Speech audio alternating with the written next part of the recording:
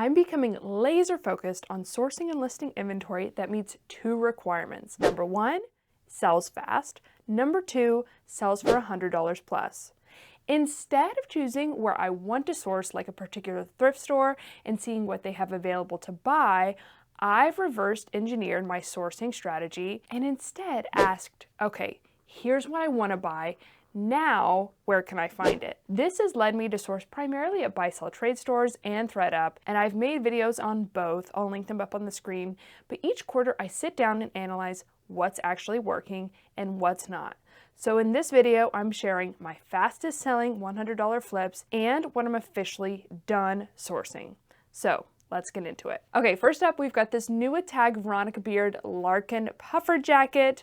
This sold for $200. My cost of goods was $28.84. My gross profit was $144.70, and it sold after only 12 days. I bought this at Crossroads, and it was really good timing. I listed it right before the holidays, and it sold right after Christmas. It's new with tag, which I'm focusing more and more on, not just because it demands a higher average sales price, but mainly because I typically don't have to deal with flaws and condition issues, which saves me a lot of time. Lastly, I've realized that the most profitable category of both men's and women's clothing is really outerwear. So while it might sell slower over the upcoming months of spring and summer, this is also a really good time in which you can find sourcing opportunities for this category. So I'm spending more and more time sourcing outerwear. Next up, this new tag McDougal purple embellished high neck puff sleeve dress. It sold for $165. My cost of goods was $22.74, so my gross profit was $109.26, and it sold after only 15 days. I sourced this dress on ThredUp, and when it arrived, it actually had a few minor but noteworthy flaws, so I disclosed the flaws and priced the dress competitively. And I'm so glad that I did, because this is a brand that performs really well, but it can take forever to sell. So going forward, I am going to continue to price all things competitively, and I actually did a video all about my pricing strategy recently, which I will link up on the screen, but I'm especially going to be pricing categories like formal wear competitively because they can just take so much longer to sell. And to me, this was proof that that doesn't always have to be the case if you just price right. Okay, next up is this pair of Dolce & Gabbana embellished floral brocade flats. I sold these for $159. My cost of goods was $1.34. My gross profit, therefore, was $139.45, and they only took 21 days to sell. As you can tell by my cost of goods, I actually sourced these at the bins, at the Goodwill outlet. I listed them for $250 and accepted this offer, which is of course much lower than I was asking, but I'm still very happy I accepted this offer, because whenever you accept an offer or counter an offer, you're taking on a risk. Accepting an offer means risking potential profit by possibly leaving money on the table, but on the other hand, countering an offer risks losing the sale altogether with no guarantee of a better offer coming anytime soon. And in my experience, and for many resellers, the perceived risk of leaving money on the table is often overestimated and overvalued. And this bias can lead us to prioritizing the maximization of theoretical profits that may never actually materialize over what's more important, liquidity and cash flow velocity. So while $159 may seem low, since I was asking $250, maybe I could have gotten $200 for these. I'm perfectly fine raking in my $139.45 now so I can pay myself some and reinvest some of the profits into growing my business rather than waiting out for a higher offer that may take months or never come at all. Okay, next up is this new tag Reformation Bryson dress. It sold for $151. My cost of goods was $41.50, so my gross profit was $76.30, and it took just 1 day to sell. This is something I feel fairly confident selling these days, new tag Reformation dresses. However, not all styles. I always check comps, but certain styles sell really fast and for really good money. This one I got on ThredUp, and I had a discount code, but I still paid up for it, over $40. And still to this day, whenever I pay more than $30, I get a little nervous, but this proved to be a really solid sourcing decision. So I'm definitely going to continue to source inventory like this in the future. Next is this Show Me Your Moo sequin jumpsuit. I sold this for $150. My cost of goods was $13.40. So my gross profit was $106.60, and it sold the same day that I listed it. This is a good example of a generally poorly performing brand, but an exceptionally well-performing style. Show Me Your Moo is very saturated on Poshmark and eBay these days. It's difficult to move their bridesmaid dresses, for example. However, if you find a sequin piece of Show Me Your Moo, I would recommend checking comps, but within all saturated brands such as Free People, Madewell, J. Crew, there are still styles that perform exceptionally well. So it's worth doing research into the brands that you come across often and finding the styles that are the exception to the rule. I definitely want to start making content on this very topic, so if you're interested, let me know in the comments down below, and let me know what brands in particular you want to hear about. All right, next on the list is this Alkema Nehru coat dress. I sold this dress for $149.99. My cost of goods was $5.26. My gross profit was $113.35, and it sold after only 7 days. I actually found this dress on a new rack at Goodwill, a regular Goodwill thrift store, and it was actually a brand I'd never heard of, but after checking comps, I did decide to pick it up, and I'm glad I did. But if I am going to be honest, I am reining in my willingness to source more obscure brands, mainly because sometimes they just don't have the customer base and the sales velocity in order to sell quickly. And when I'm outsourcing or on the fly, it is quite difficult to assess what the sell-through rate is. But there are definitely exceptions, and Alkema is clearly one of those. There are obscure brands that have really devoted followings, and there's a low supply and high demand on the resale marketplace. I am very glad that I decided to take a risk with this one, but with more obscure brands these days, I'm checking comps and reviewing the data as much as possible, and if I'm not confident or if I'm on the fence, it's usually a no. Okay, next is this Imogene and Willie Jack jacket. Sold this for $125. My cost of goods was $23.52. My gross profit was $84.48, and it sold the same day I listed it. I've had such good results selling this brand, which is why I wanted to include this sale on the list. I found this at Crossroads in the men's section, and it sold so quickly and so well. I haven't been able to pick up Imogene and Willie since, but I'm really eager to. So if you haven't found this brand, put it on your BOLO list. And some pieces do better than others, of course, but I'm definitely really excited to find this again. Okay, so the next piece that sold for over $100 quickly is this pair of a Goldie Clara jeans. This is a baggy, flared, wide leg pair of jeans. All of those styles tend to do pretty well these days. These sold for $120. My cost of goods was $20.75. My gross profit was $73.23, and they sold after 27 days. Okay, so let's talk about jeans just for a second. I've actually realized recently that I haven't had a ton of luck selling jeans for $100 plus. I can often sell them in the $70 to $80 range, which is fine, and I'm probably just gonna keep doing that, but it's ultimately not what I'm aiming for. I love selling jeans though because they're incredibly fast to process, meaning steaming, photographing, measuring, and inventorying is fast and streamlined.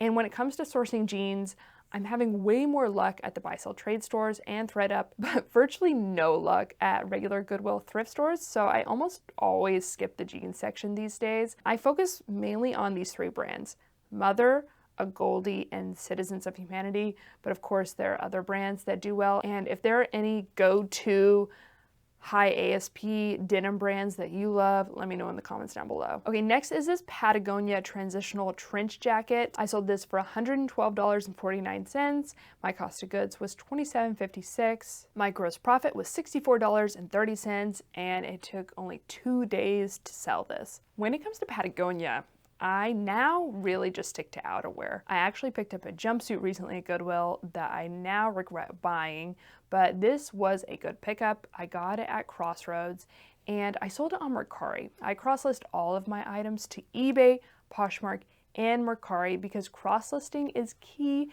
to maximizing impressions and exposure on your listings.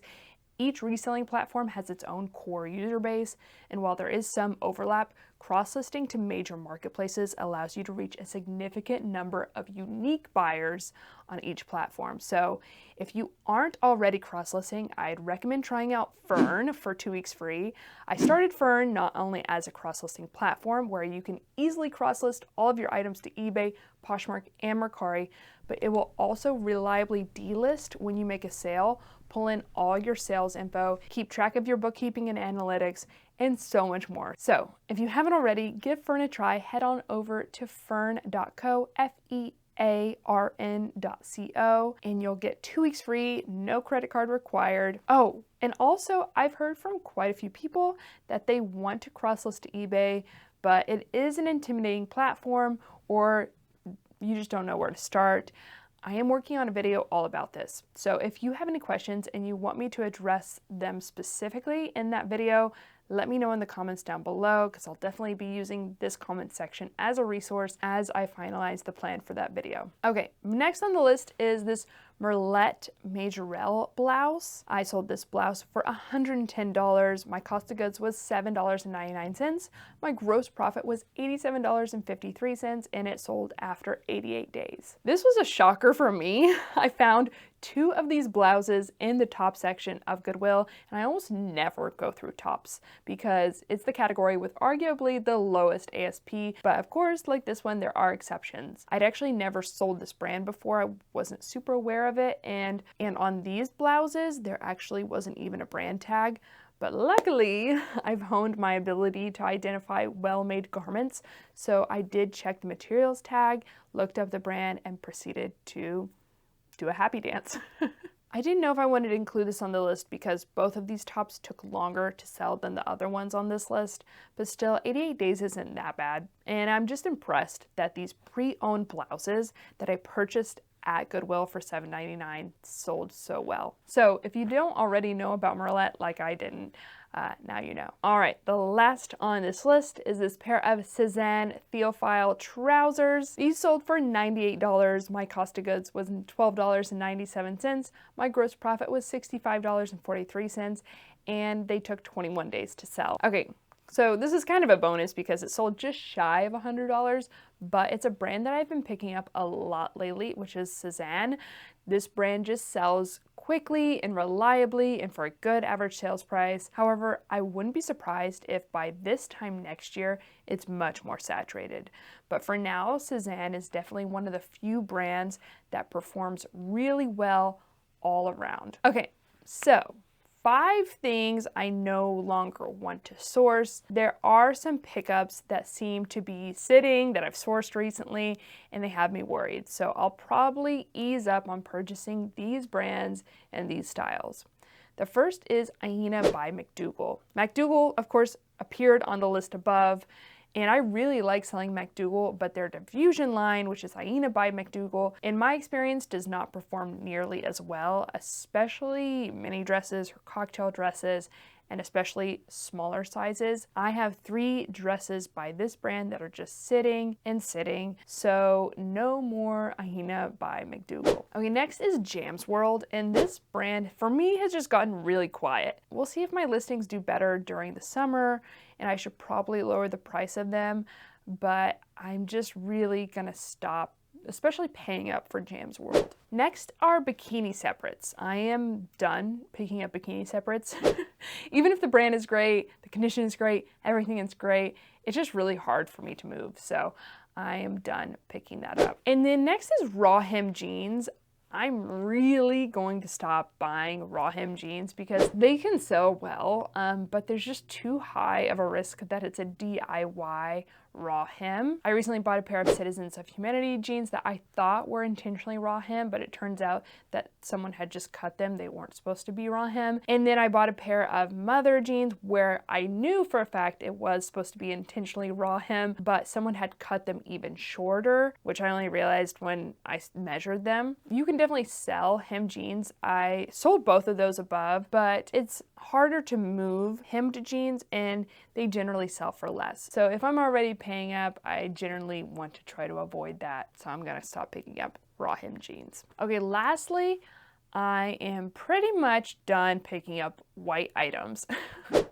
I know I've complained about black items, especially ones I pick up at the bins on this channel, but white items, almost every single time I buy one, I regret it. There's just such a high risk for stains. Even when I check it over when I'm sourcing, I get home, I take it back to the office, get ready to photograph it or get ready to measure it, and I notice a stain. So that's fine if I had more time to stain treat, but I just don't have any time to stain treat these days. So I'm making a hard and fast rule for myself: no white. So let's just real quick go over some final takeaways. First of all, I would recommend reverse engineering your sourcing. Focus on what you want to buy and then find the place to buy it. Outerwear is one of the most profitable categories, and now is a great time to find opportunities within it. Next, liquidity matters. Don't hold out for maximum profit if it slows your cash flow, which it almost always will. Next, I just wanted to highlight a comment that I got on YouTube recently. It was actually on one of my shorts. I'll put it up on the screen, but it's one of the most important skills as a reseller to learn is to be okay with leaving behind good brands. I think that's so well said, so true, and it applies to things that are also good styles or good categories or items that are new with tag, but it doesn't hit the mark with your other sourcing criteria. And when I'm sourcing and I find these items, I call them almosts, and what I tell myself is, okay, this was an almost, let's find a home run. And then lastly, cross-listing everything to eBay, Poshmark, and Mercari is a major factor in increasing exposure and your sell-through rate. Okay, so that is the video. Thank y'all so much for watching, and I will see y'all in the next one. Okay, love y'all. Bye!